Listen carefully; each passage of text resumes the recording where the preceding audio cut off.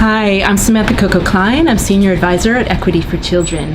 And I'm just going to talk briefly about why it's so important that children take an active role on climate change as advocates. And it's because children have a special role they play as a moral voice.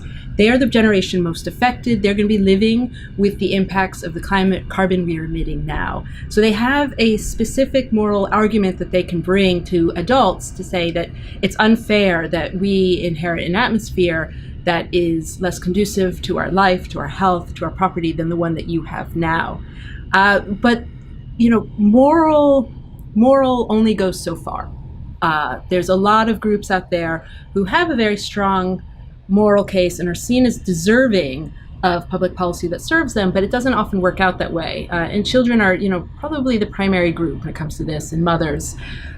The really matters is to have young people as advocates from a pragmatic lens, is that young people, when it comes to climate change, they can make it much more immediate in the lives of adults.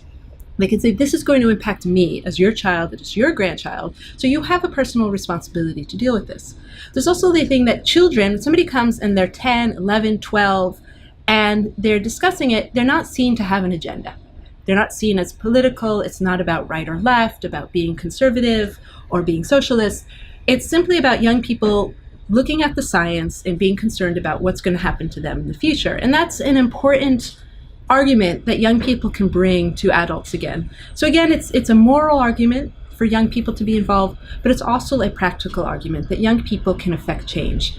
Ultimately, when you talk about Deborah Stone and the policy paradox and how public policy gets made, there's always a balance between your economic and your efficiency arguments and then the moral story and the emotional story that you tell, and these are both always at play.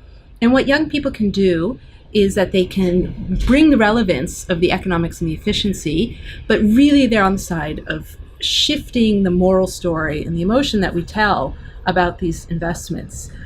Ultimately, all public policy is about costs and benefits. Who's going to get the benefit? Who's going to get the costs? And young people have a specific voice in there to say, it's not fair that we bear the costs of this, and we want you to take action on it.